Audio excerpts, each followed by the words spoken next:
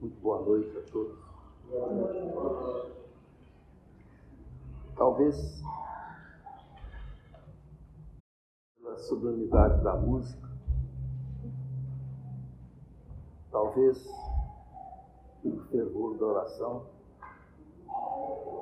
nossa alma se remexeu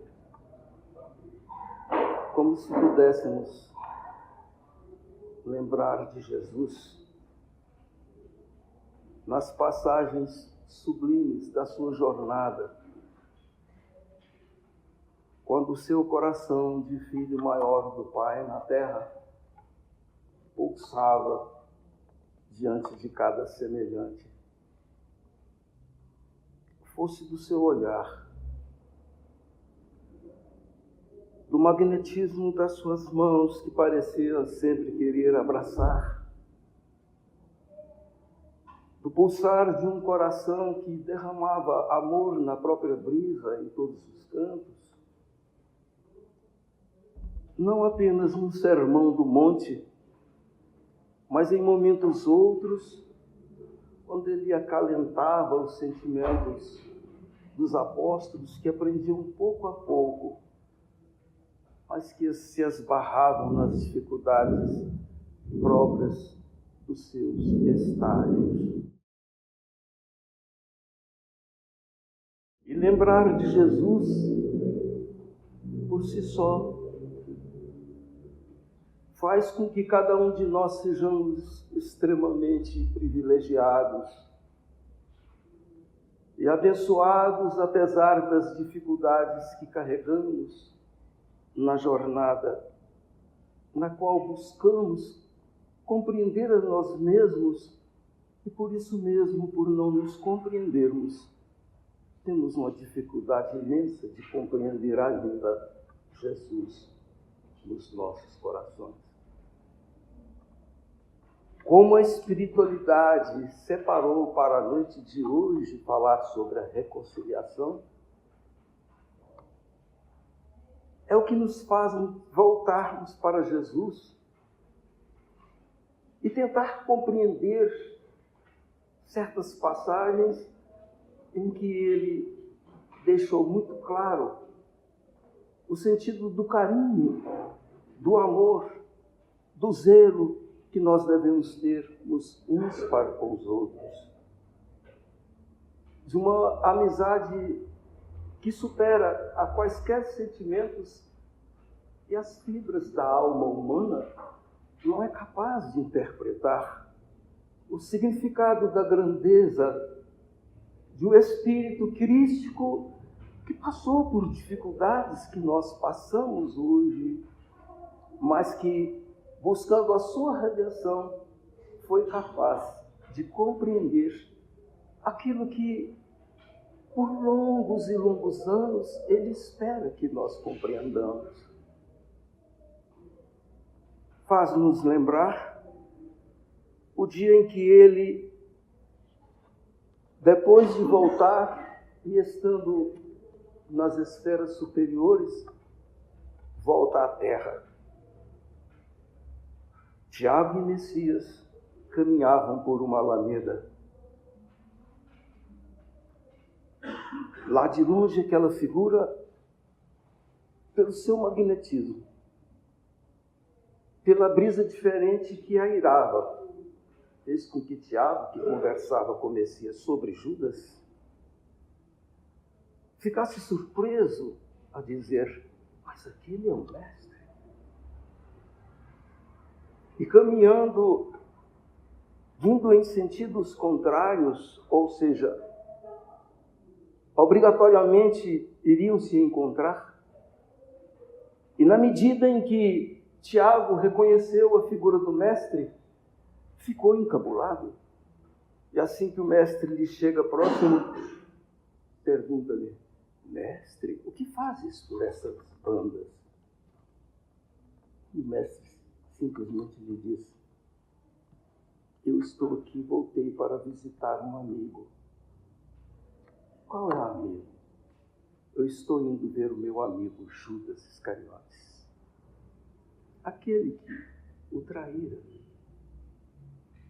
uma passagem distinta para mostrar para nós o significado e a importância do nosso próximo, do nosso semelhante, a fazer com que também Jesus, tomando conhecimento do costume com que as criaturas que se consideravam num status maior e na sua soberba, cuspia e dizia raca aquele que ele julgava ser-lhe superior, naturalmente pelas condições sociais diversas. E foi por isso que Jesus disse que quem agisse daquela forma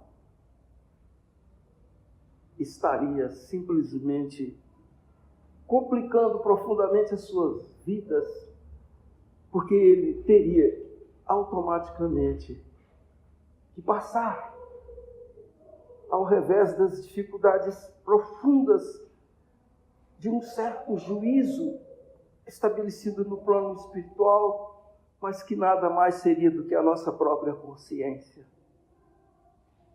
Por que esperarmos que nos desvencilhemos do corpo físico para lá de cima o nosso juízo e a nossa consciência chamar a nossa atenção para volvermos ao nosso semelhante, para obter a grande oportunidade da convivência entre os pares? Porque o Criador é tão grande, tão bom, tão misericordioso, que depois da vida, cada semelhante é o maior presente que Ele me dá. A considerar, inclusive, que sem descrédito e apenas por uma questão, por faltarmos uma outra sinonímia na nossa mente, mas o semelhante é a matéria-prima indispensável, sem a qual nós não conseguiremos, não alcançaremos o objetivo da nossa evolução e até mesmo o outro objetivo consagrado na questão 132 do Livro dos Espíritos, de sermos auxiliares do próprio Criador. Mas é preciso desvencilharmos de nós mesmos, do nosso ego, dessa imposição que provoca às vezes um frenesi de comoções quando nós nos julgamos superiores e, por exemplo, nos sentimos fracassados sem compreender que é porque não sabemos amar. O meu semelhante, ele é tão distinto que sem ele eu não conseguirei jamais alcançar a minha felicidade. O meu semelhante é a matriz real do que eu preciso e não daquilo que eu cataloguei como sendo a minha maior necessidade. O semelhante porta realmente tudo aquilo que me é possível desenvolver, porque é esse foco, é nele que está inserido ou inserida essa matriz da minha redenção. Por que desprezá-lo?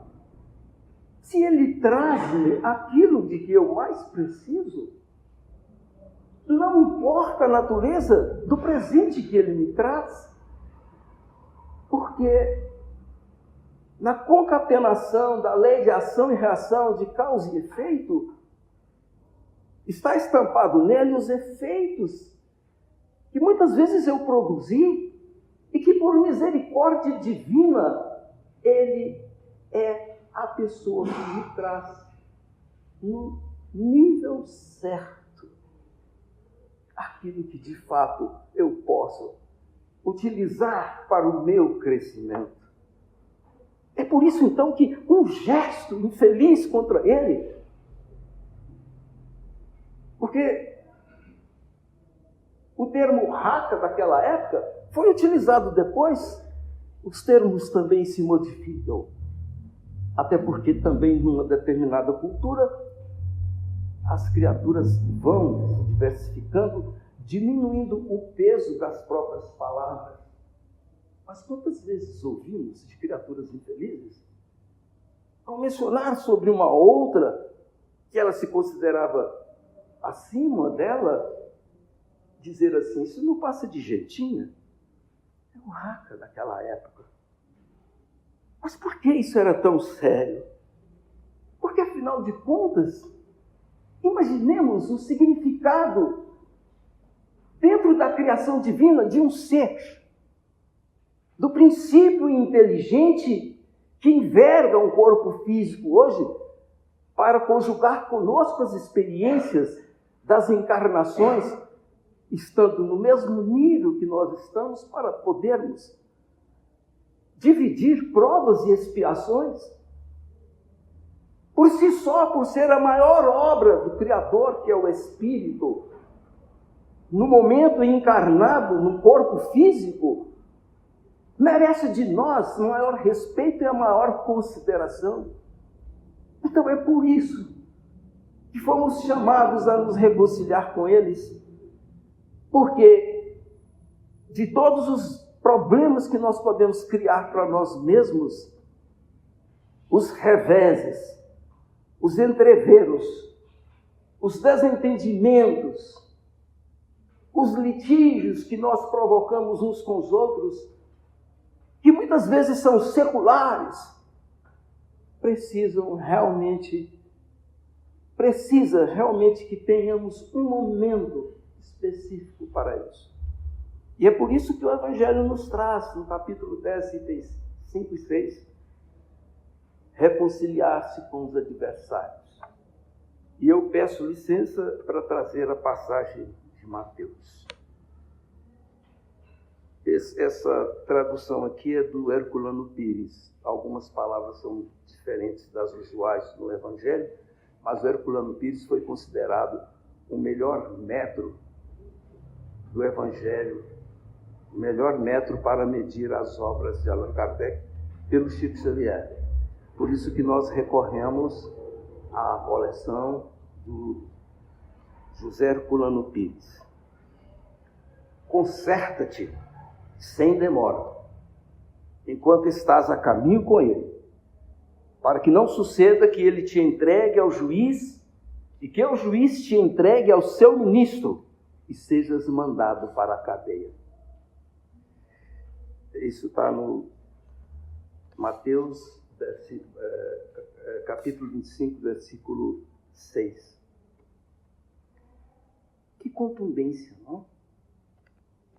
E Jesus começa, e o Mateus transmite a palavra de Jesus, dizendo, conserta-te, porque há um desacerto, como já dissemos, com relação ao semelhante, que nós detestamos, que nós evitamos, que nós impedimos que uma chama de amor possa vislumbrar a possibilidade de amarmos até mesmo os nossos inimigos.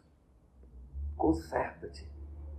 Há quanto tempo nós estamos com essa necessidade de nos consertarmos? Essa visão de nos consertarmos, de estarmos em prumo, de estarmos preparados para a elevação. Consertarmos-nos a fim de equilibradamente não pendermos nos caminhos e caminharmos na retidão, que faz com que o objetivo da nossa vida, acima de qualquer outra coisa, signifique servir ao próximo, amar o próximo da melhor forma que eu possa fazer. Não é?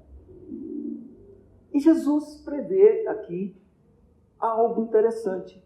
Ou seja, quem não reconcilia vai ser entregue ao seu ministro. Algumas versões dizem vai ser entregue aos juízes.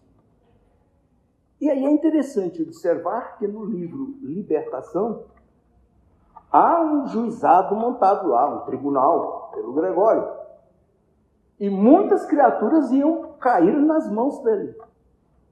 Ou seja, pela natureza das nossas vibrações em torno dos semelhantes, Porque quaisquer erros nossos, quaisquer vacilos que nos coloquem numa posição difícil no plano espiritual, aliado àqueles que querem nos apanhar, muitas vezes e praticamente quase sempre, os nossos inimigos que um dia nós maltratamos, mas acima de tudo, essa cadeia aqui mencionada é a nossa consciência que nos prende. Não existe cadeia maior do que a consciência do erro. Mas, como nós caminhamos na perspectiva de que nos modifiquemos porque somos imperfeitos, quantas vezes nós saímos de uma cadeia, buscamos uma libertação, porque o semelhante foi a peça fundamental e tivemos a felicidade de trabalhar em torno dele. E aí eu me lembro da orientação precisa, nós procuramos transmitir no livro O Evangelho na Periferia, quando Jesus explica que muitas vezes é lá na periferia, as classes sociais diferentes, e que por isso mesmo nós ainda com as nossas dificuldades imaginamos que elas não têm nada a ver conosco, porque são pobrezinhas, muitas vezes rudes, que foram encasteladas num mundo terrível, sem oportunidades, porque nós as fizemos assim. Mas estando nelas, tudo o que nós precisamos. E saímos desse castelo, dessa cadeia, o dia que o encontramos com alguém diferente, que lá na periferia, apenas lá me foi possível reencontrá-lo. E é por isso que o Evangelho fala sobre os infortúnios ocultos. Porque é lá que temos a oportunidade de abraçar diferentemente de antes de aprisionar ou de fazer qualquer mal, abraçar aquele que um dia nós lá o jogamos. A perspectiva do bem insere automaticamente a necessidade das convivências.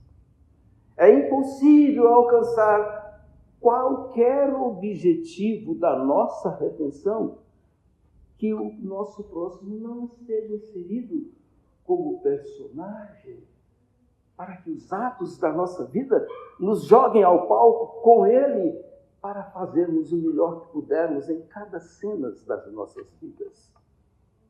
É nessa perspectiva, então, que nós precisamos parar aqui agora, e eu vou fazer um pequeno exercício, se me permitem. Fiquemos em silêncio. E eu quero que cada um de nós lembremos de alguém que nós não temos por ele afinidade. Lembremos de alguém que quando a gente fala assim, eu quero perdoar, mas não dou conta. Vamos pensar e meditar por alguns poucos segundos na criatura que nós precisamos amar, mas que detestamos.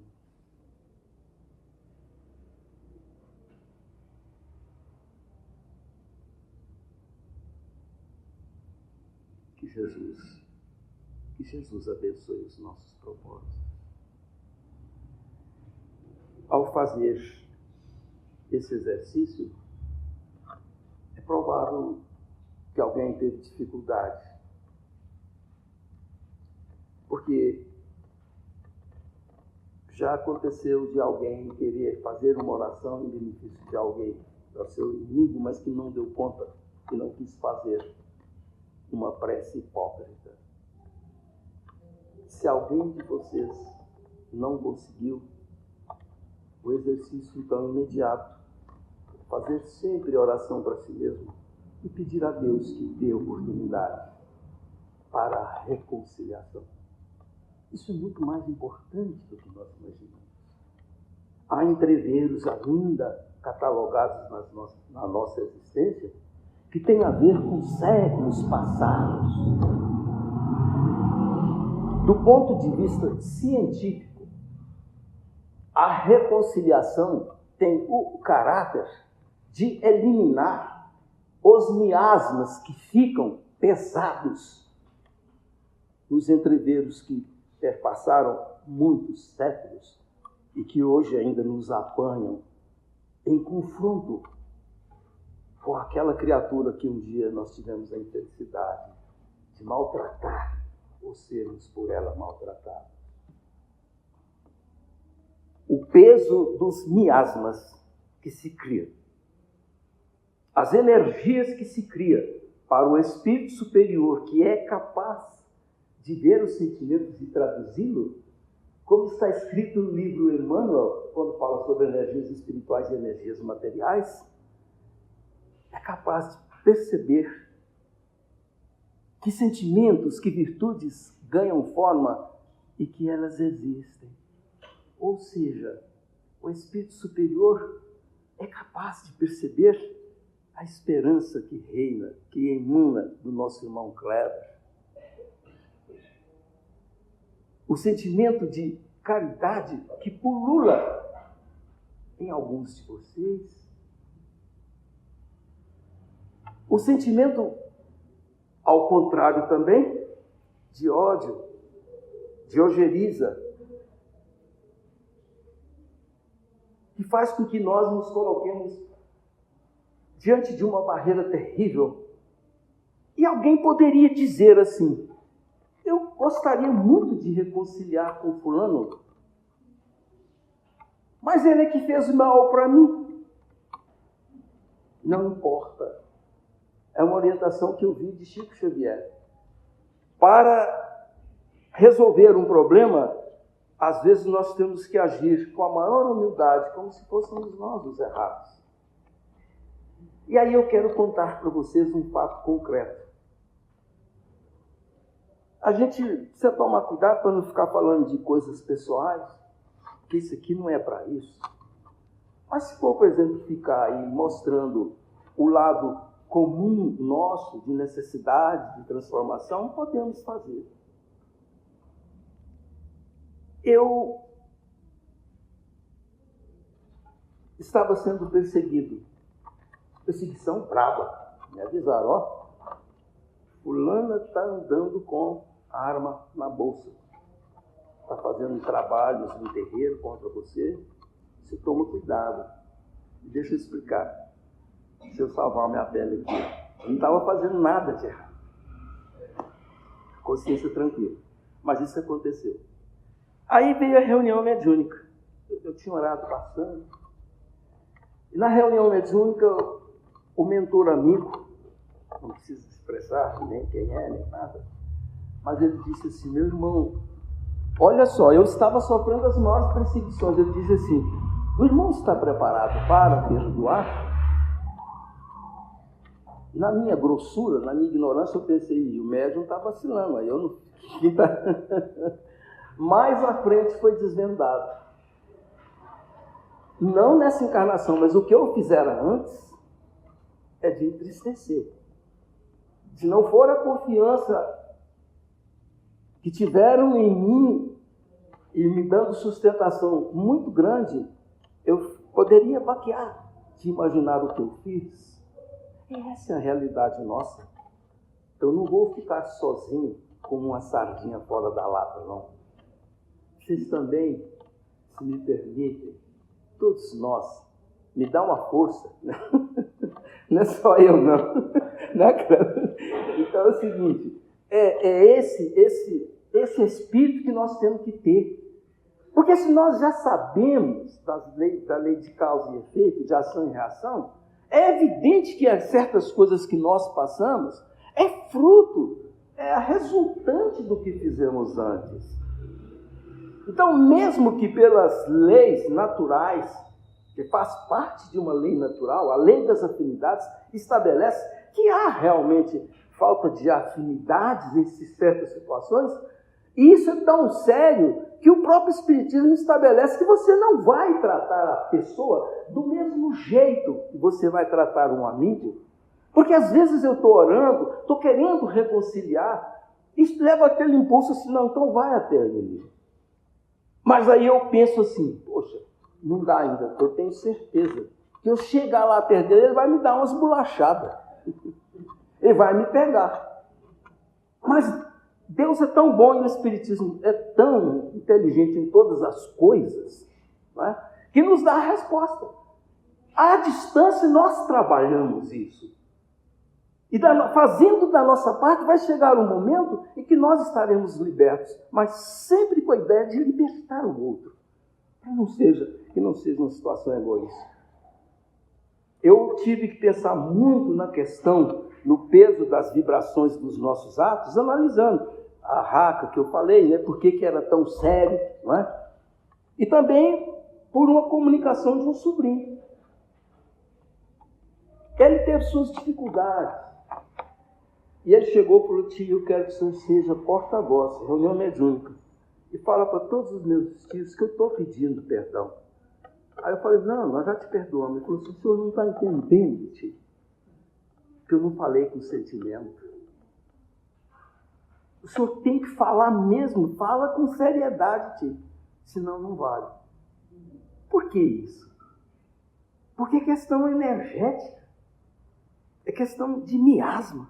São criações. Então a gente precisa botar o sentimento quando pensar em perdão. Não é da boca para fora. E se a gente não estiver dando conta, eu já falei, faça oração para que um dia a gente faça isso.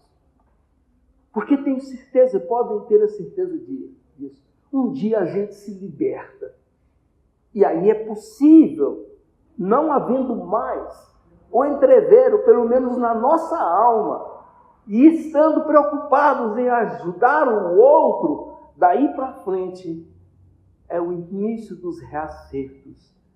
E a lei de ação e reação, de causa e efeito, em determinado momento, vai me colocar junto àquela criatura para fazer aquilo que é um dos maiores dísticos da elevação, que é transformar o mal em bem.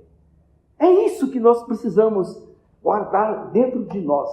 Porque quando a gente reconcilia, nós não temos olhos espirituais, visão espiritual suficiente. Mas todo aquele que perdoa tem um mérito significativo, porque todas as vezes que há o perdão, há uma neutralização de um mal. E por justamente não haver essa neutralização, esse mal, esse entreveiro caminha. Até que alguém, em determinado dia, faça da sua parte, no sentido da elevação, e perdoa, para que se crie essa barreira. A força do perdão, a vibração do perdão, a energia do perdão é uma muralha abençoada para a nossa elevação. Ah, se todos nós pudéssemos perdoar. Aí não tinha nem graça. Eu tinha que ir para o céu direto, né? Então, outra coisa. Às vezes a gente imagina que uma virtude é exclusivamente ela. E por falta de planejamento íntimo, a gente não consegue, não alcança. Por exemplo, o Evangelho fala, uma passagem, um exemplo disso, é quando diz assim: a fé bem sentida é amor. Amor é devotamento. Devotamento e abnegação é o esquecimento de si mesmo. Então, forma um ciclo evolutivo. Elos ou passos a serem conquistados. Eu não vou perdoar se eu não for humilde. Ainda mais se eu achar que ele é que está errado, aí é que eu não vou perdoar, não vou pedir perdão. Mas o Chico disse que é a porta de entrada que a gente tem. Olha, tem hora que ninguém aguenta a humildade. É o maior dos convencimentos. Então, por exemplo, para a gente perdoar, nós temos que ter humildade, não é? Nós temos que ter indulgência. Para compreender tudo isso que eu estou dizendo, principalmente com relação à criatura que nós queremos colaborar com ela. Perdoar é auxiliar e ser auxiliado. É indispensável. Porque se eu sou infeliz de estar maltratando a obra mais divina do Criador para a evolução? Porque os espíritos divinos que estão lá foram criados do mesmo jeito que nós fomos criados. E é essa criação que nós somos. Da mesma forma que nós somos maravilhosos, os outros também são. Então é dessa perspectiva que nós temos que buscar isso para a gente poder simplesmente atender o mandamento maior. Eu sempre falo isso, vocês já ouviram dizer isso. Essa dica, essa receita. Para Pensar, como é que o espírito fica todas as vezes que ele volta, principalmente sendo espírito, ele cansou, estava careca de saber que a dica, que a solução é amar o próximo como nós amamos a nós mesmos. E a gente fala, meu Deus do céu, o que eu fiz mais uma vez com os meus semelhantes? Quantas oportunidades eu tive? Essa é uma das maiores frustrações, que já nos envolveram muitas vezes nos nossos retornos ao plano espiritual. Então vale a pena meditarmos, fazermos reflexões sobre aquela criatura que é mais difícil, um vizinho difícil, um parente difícil, um colega de trabalho difícil, porque por misericórdia e bondade divina, eles estão próximos de mim. Então é preciso que a gente entenda isso.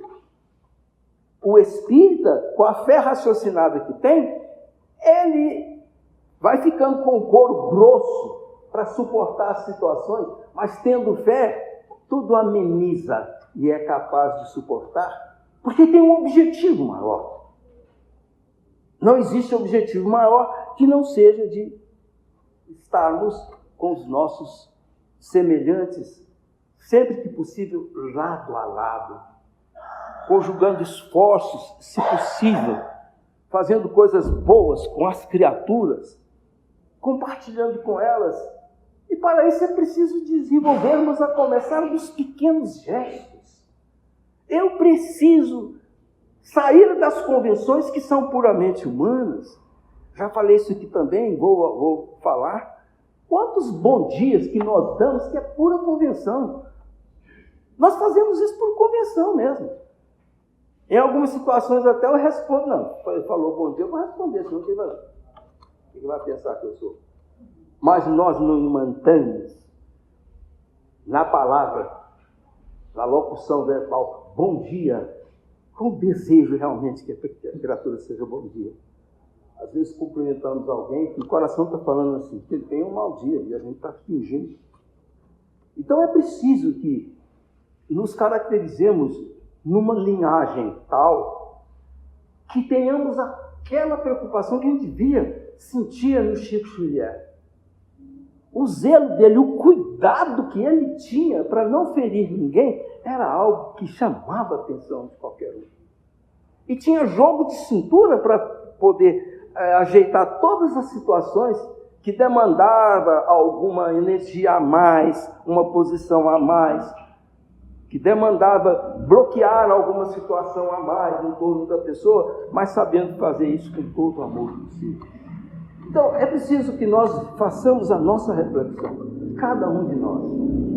E, a começar das pequenas desafinações que às vezes existem de nós para com fulano. Não vou com a cara de fulano, não é uma coisa séria, é em princípio. Mas é preciso que a gente tenha um olhar com todas as criaturas, indistintamente, com um olhar de amor, de fraternidade. Porque se eu ganho um presente de Deus, meu Deus do céu, eu não vou cuidar? Se uma pessoa simples da minha vivência me dá um presente, eu preciso reconhecer com gratidão. E um presente sublime que Deus me dá, que é o próximo. Então, nós precisamos buscar uma visão diferenciada, principalmente nos dias de hoje, quando nós condenamos certas posições, mas também ainda estamos muito escravizados a ideologias. Eu confesso para vocês, quando eu imaginava que ia chegar essa fase de transição, que já está, né, nós sabemos disso, eu não imaginava que fosse desse jeito. Mas percebam que a questão ideológica, que nós temos que estar firmes. Quando o Divaldo Franco, se não me engano, lá para 2016, num dos congressos, disse que nós nos preparássemos porque iríamos entrar num momento de alucinação psicológica. E a melhor forma para evitar essa alucinação é entender que existe uma possibilidade única, extraordinária, que Deus nos concede. O mundo pode estar de pernas para o ar, mas sem que isto seja um misticismo da minha parte. Eu preciso dizer de mim para mim mesmo, ou de mim para Ele, o Senhor, e dizer: eu estou com Jesus. Precisamos ter coragem para falar isso. Não é a coisa que nós mais queremos?